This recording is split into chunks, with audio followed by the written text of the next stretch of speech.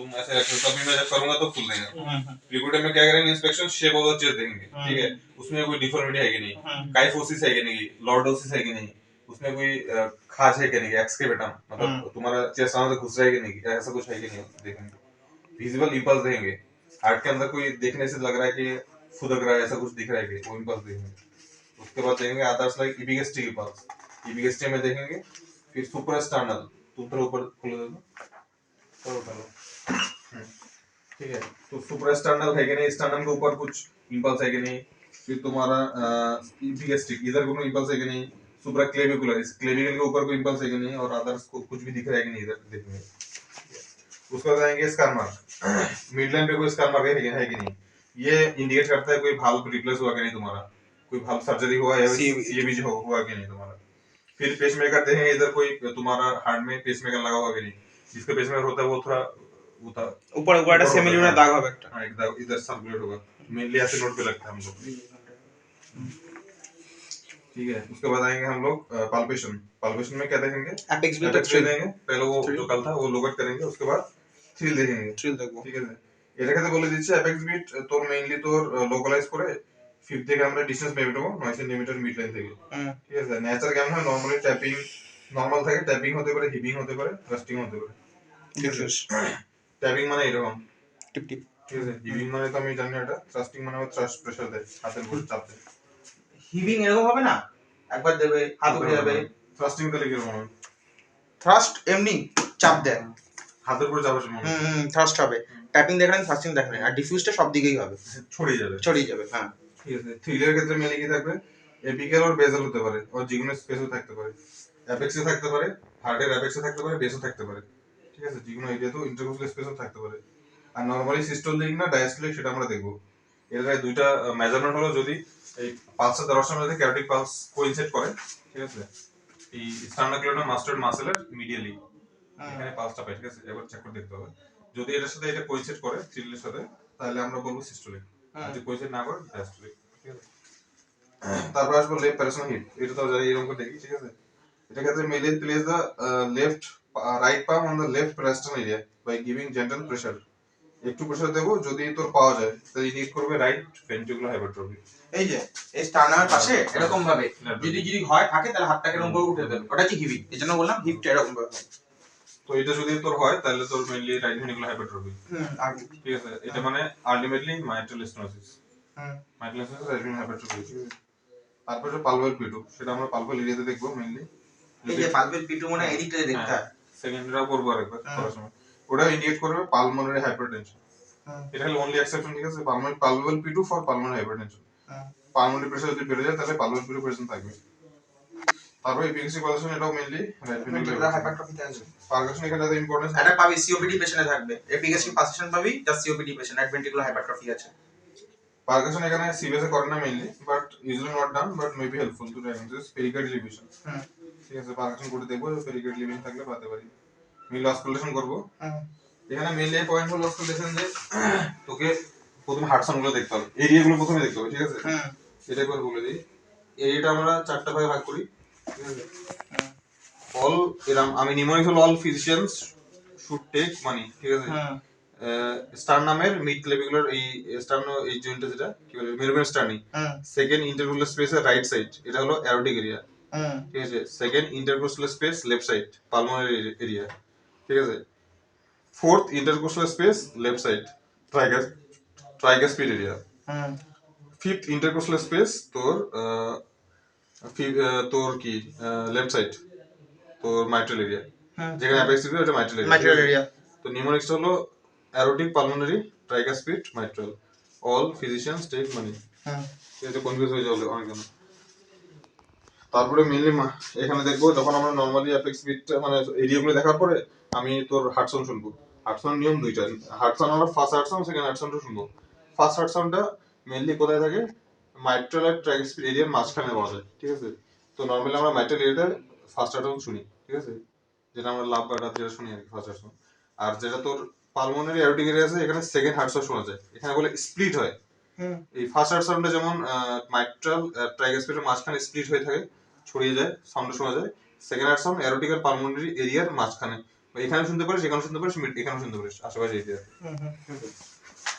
তারপরে মারমার গুলো দেখে এরিয়াতে মারমার ক্ষেত্রে সবগুলোতে মারমার নিয়ম হলো সাইট, প্রথমে কোন সাইডে পাওয়া যাচ্ছে, মাইটেল এরিয়াতে পাওয়া গেছে না পালমোনারি তোর মারমার, যে তোর যেমন পালমোনারি স্টেনোসিস, মাইটেল স্টেনোসিস, ঠিক আছে।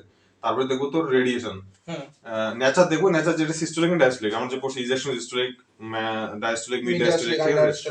তারপরে দেখবো রেডিয়েশন কোথায়, এক্সিল থেকে গেছে নাকি উপরে গেছে, ঠিক আছে। রিলেশন দেখার পর মিলিয়ে আসবো তো রিলেশন উইথ রেসপিরেশন, কারণ রাইট সাইডে যত মারমার আছে অ্যারোটিক এরিয়ার, এগুলা সব ইন্সপিরেশনের সাথে কোইনসাইড করে, ঠিক আছে। আর লেফট সাইডের মারমার গুলো সব এক্সপিরেশনের সময় কোইনসাইড করে। ওই যে আমরা পড়ছিলাম যে এমএসএ কিন্তু ব্রেথ হোল্ডিং আফটার এক্সপ্রেশন, শ্বাস নেন, শ্বাস ছাড়েন, শ্বাস ধরে রাখেন, শ্বাসটা বের করার পরে ব্রেথ হোল্ডিং আফটার এক্সপ্রেশন। আর রাইট সাইডে ব্রেথ হোল্ডিং আফটার ইন্সপিরেশন, শ্বাস নিয়ে ধরে রাখতে হবে, বুঝলিস। আর এটা শ্বাস ছেড়ে ধরে থাকো। হ্যাঁ এটা শ্বাস, হ্যাঁ শ্বাস ছেড়ে ধরে থাকুন, ওটা হলো লেফট সাইডের মারমার গুলো। আর গ্রেডিং তো হবে এরেকশন মেইনলি পেরিকেডাল রাফ और অবনিক স্ন্যাপ, এটা মেইনলি তোর কি ভাই এমএসএ ভাই লার্জ ওপেনিং স্ন্যাপ একটা পাওয়া যায়, এখানে লেখে নেই। আর মেইনলি যদি যেটা পালমোনারি এরিয়ার, যেটা পালমোনারি যেটা মারমার আছে ওটা ব্যাক অফ দ্য চেস্টে শোনা যায়, ঠিক আছে। আর ক্রিবুলেশনটা পিছনে শুনতে হবে, অস্কালটের কি দিয়ে বেল দিয়ে কি দিয়ে এমএস এর পেশেন্ট এবারের জন্য একটা লং কেস দেখে যান এবারে এমএসএমআর, এটা তো করবে না।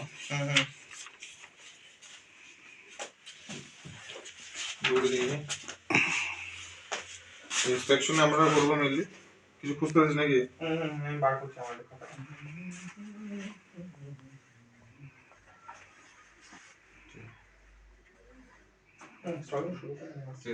इंस्पेक्शन में क्या देखेंगे हम लोग, पहले देंगे उसका तुम्हारा शेप देंगे, शेप ऑफ द चेस्ट, ठीक है। उसमें कोई डिफॉर्मिटी हो सकता है, या फिर तुम्हारा काइफोसिस, स्कोलियोसिस या एक्सक्रीमेंट देख सकते हो, ठीक है। उसके बाद देंगे कोई तुम्हारा कुछ पॉइंट देखना है तो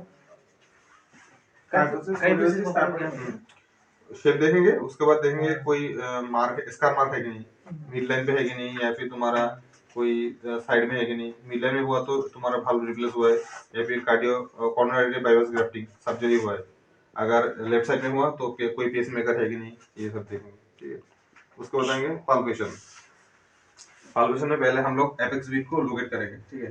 इसके लिए क्या करना है हम लोग को, फिगर दे दो एपेक्स वीक को लोकेट करने के लिए हम लोग नीचे से आएंगे, ऐसे करके करके हार्ट के निपल के पास आएंगे, इधर नॉर्मल एपेक्स वीक मिलता है, ठीक है। अगर पेशेंट को हमारा एपेक्स वीक नहीं मिला, ठीक है, तो उसको लेटाएंगे, আপনি একটু ওইদিকে শুয়ে যান, হ্যাঁ ঠিক আছে। আমি শ্বাস নিয়ে বলবো না, শ্বাস নিয়ে ধরে রাখুন, না এখন না, ওকে ঠিক আছে। হ্যাঁ এই ठीक है। उसके बाद हम लोग इधर आ जाओ, मिल गया। अब सेकंड इंटरवल स्पेस को हम लोग लोकेट करेंगे, उसके बाद सेकंड, थर्ड, फोर्थ, फिफ्थ, ठीक है। हम अपने फीता को उधर से मेजर करेंगे, ठीक है, लेटरली 9 सेंटीमीटर মোটামুটি, ঠিক আছে। তো একটু লোকেট হয়ে গেল, এটা তোর পালপেশনের ক্ষেত্রে, ঠিক আছে। নরমালি कितना दिया 9 centimetre from mid line, left external border से 9 सेंटीमीटर। उसके बाद आएंगे हम लोग एमएक्सबी, देन पाल्पेबल P2। उसके लिए हम लोग पहले क्या करेंगे, ये सेकंड इंटरकोलर स्पेस के राइट साइड में है, लेफ्ट साइड में जाके सेकंड इंटरकोलर स्पेस में जाके इधर प्रेशर देंगे, ठीक है, पाल्पेबल P2, ठीक है।